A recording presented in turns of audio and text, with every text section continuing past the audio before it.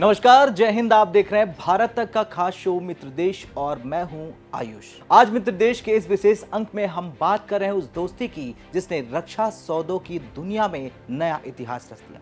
अक्सर कहा जाता है कि अंतर्राष्ट्रीय राजनीति में न कोई स्थायी दोस्त होता है, न ही कोई स्थायी दुश्मन, लेकिन भारत और फ्रांस ने इस परिभाषा को पूरी तरह से बदल दिया। प्रधानमंत्री नरेंद्र मोदी के 13 जून से शुरू होने वाले फ्रांस दौरे से ठीक पहले पेरिस से एक ऐसी खबर आई जिसने पूरी दुनिया के डिफेंस कॉरिडोर को हिला दिया। ये खबर केवल 114 लड़ाकू विमानों की खरीद की नहीं है, बल्कि ये खबर है उस भरोसे की जिसे फ्रांस ने सोर्स कोड और टेक्नोलॉजी ट्रांसफर के रूप में भारत की झोली में डाल दिया। लेकिन सवाल यह है कि आखिर अचानक फ्रांस ने यह ऐलान क्यों किया और क्यों इस ऐलान से परेशान है चीन। चलिए जानते हैं सब कुछ।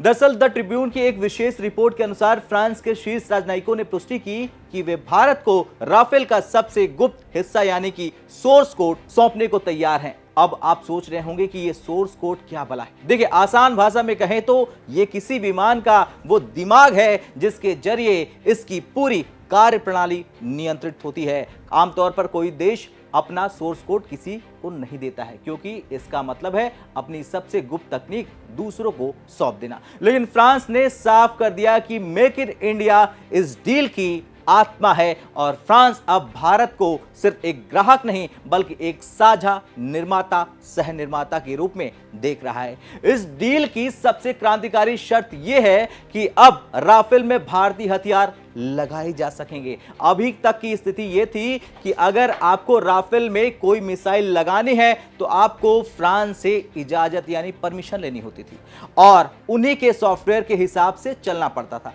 लेकिन अब सोर्स कोड मिलने के बाद भारत अपनी स्वदेशी अस्त्र जैसी मिसाइलें, स्मार्ट एंटी एयरफील्ड वेपन्स और भविष्य में ब्रह्मोस एनजी को सीधे राफेल में इंटीग्रेट कर सकता है। ये न केवल भारत की मारक क्षमता को बढ़ा देगा बल्कि युद्ध की स्थिति में भारत को विदेशी सप्लायर्स पर निर्भर होने की जरूरत नहीं देगा। ये आत्मनिर्भर भारत की दिशा में सबसे बड़ा और सबसे मजबूत कदम है। भारत ने 114 मल्टी रोल फाइटर एयरक्राफ्ट यानी कि MRFA के लिए जो लेटर ऑफ रिक्वेस्ट भेजा है उसमें टेक्नोलॉजी ट्रांसफर सबसे अहम है।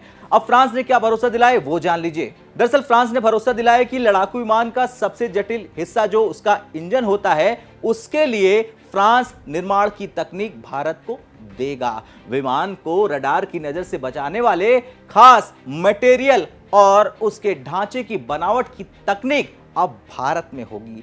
राफेल के हाथ, पांव और आंखें यानी उसके सेंसर, रडार सिस्टम का निर्माण भी अब भारतीय धरती पर ही होगा। इतना ही नहीं, डैसॉल्ट एविएशन एक भारतीय पार्टनर के साथ मिलकर भारत में ही पूरी मैन्युफैक्चरिंग यूनिट लगाएगी। अब इसका मतलब क्या है? इसका मतलब है हजारों कुशल युवाओं को रोजगार और रक्षा क्षेत्र में भारत का नया उदय होना। अब बात करते हैं दोस्तों प्रधानमंत्री नरेंद्र मोदी के दौरे की। 13 से 18 जून के बीच पीएम मोदी फ्रांस और स्लोवाकिया की यात्रा पर रहेंगे, लेकिन सबसे महत्वपूर्ण पड़ाव है 14 जून जब नीस में राष्ट्रपति मैक्रोन और पीएम मोदी के बीच द्विपक्षीय बातचीत होगी। इस मुलाकात में केवल डिफेंस ही नहीं बल्कि भारत इनोवेट्स कार्यक्रम के जरिए स्टार्टअप्स, डिजिटल टेक्नोलॉजी और इतना ही नहीं ग्रीन एनर्जी पर भी एक बहुत बड़ी डील होने की उम्मीद है। नीस में होने वाली यह बैठक भारत फ्रांस के रिश्तों को विशेष वैश्विक रणनीतिक साझेदारी के उस स्तर पर पहुंचा देगी जहां से पीछे मुड़कर देखने का कोई रास्ता नहीं है और सवाल खड़ा ही नहीं होता है। वैसे दोस्तों, अंतर्राष्ट्रीय राजनीति में एक कहावत है कि जरूरत के समय जो काम आए वो सच्चा दोस्त है। अगर इस पैमाने पर हम भारत के मित्रों को परखें तो एक नाम सबसे ऊपर आता है और वो है फ्रांस का। भारत और फ्रांस की दोस्ती की गहराई को समझने के लिए हमें थोड़ा पीछे मुड़कर देखना होगा। साल 1998 जब भारत ने पोखरण में परमाणु परीक्षण कर पूरी दुनिया को चौंका दिया था, उस वक्त अमेरिका सहित लगभग सभी पश्चिमी देशों ने भारत पर बैन लगा दिए थे। कड़े प्रतिबंध लगा दिए थे।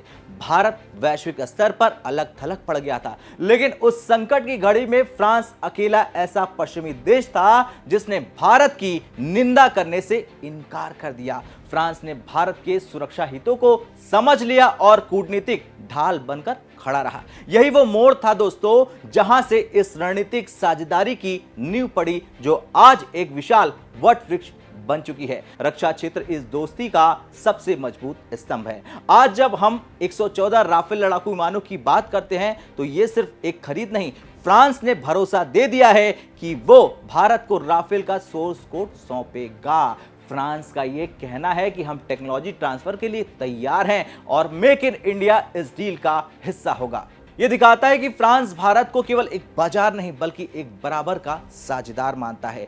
चाहे वो मिराज 2000 विमान हो, स्कॉर्पियन क्लास पनडुब्बियां हो या फिर राफेल, फ्रांस ने हमेशा भारत को वो तकनीक दी है, टेक्नोलॉजी दी है जो दुनिया के अन्य देशों के लिए सपना रही है। भारत और फ्रांस की दोस्ती का एक और दिलचस्प पहलू है और वो है रणनीतिक स्वायत्तता। दोनों ही देश किसी गुटबाजी में फंसने के बजाय अपनी स्वतंत्र विदेश नीति पर विश्वास रखते हैं। फ्रांस यूरोप का वो देश है जो अक्सर अमेरिका से अलग अपनी स्वतंत्र राह बनाता है और ठीक वैसे ही भारत भी अपनी नीतियों को अपने राष्ट्रीय हितों के आधार पर तय करता है। और दोस्तों यही कारण है कि हिंद प्रशांत क्षेत्र में चीन की बढ़ती दादागिरी को रोकने के लिए फ्रांस और भारत एक साथ खड़े हैं। फ्रांस खुद को एक हिंद प्रशांत शक्ति मानता है क्योंकि वहां उसके द्वीप और सैन्य ठिकाने मौजूद हैं। ऐसे में भारत के साथ उसका सहयोग पूरे समुद्री क्षेत्र की सुरक्षा की गारंटी देता है। चलिए अब जल्दी से जान लेते हैं कि क्यों परेशान है चीन और नापाक देश पाकिस्तान। दरअसल जब भारत की वायुसेना में 114 और अत्यधिक राफेल शामिल हो जाएंगे, वो भी स्वदेशी हथियारों के साथ, तो एशिया का शक्ति संतुलन पूरी तरह से बदल जाएगा। भारत की पावर बढ़ जाएगी और चीन का J-20 हो या पाकिस्तान के पास मौजूद कोई भी विमान, राफेल के इलेक्ट्रॉनिक वॉरफेयर क्षमता और उसकी ताकतवर मिसाइलों का मुकाबला करना किसी के बस की बात नहीं है।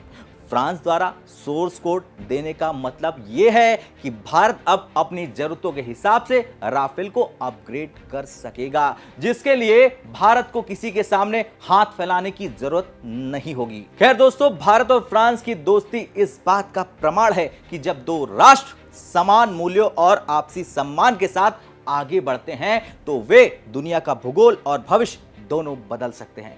फ्रांस आज भारत के लिए वो द्वार है जो उसे यूरोप से जोड़ता है और भारत फ्रांस के लिए वो शक्ति है जो उसे एशिया में मजबूती देती है। राफेल के सोर्स कोड से लेकर अंतरिक्ष की गहराइयों तक ये दोस्ती एक नए युग में प्रवेश कर चुकी है। प्रधानमंत्री नरेंद्र मोदी का जो दौरा है फ्रांस जाने वाला, वो उस रिश्ते की एक और सुनहरी मुहर लिखने जा रहा है। ये डील सिर्फ जहाजों, राफेल जेट्स की खरीद की नहीं है, ये भारत की बढ़ती साख का प्रमाण है। ये बताता है कि दुनिया की शक्तियां अब भारत की शर्तों पर व्यापार करने के लिए बैठ चुकी हैं।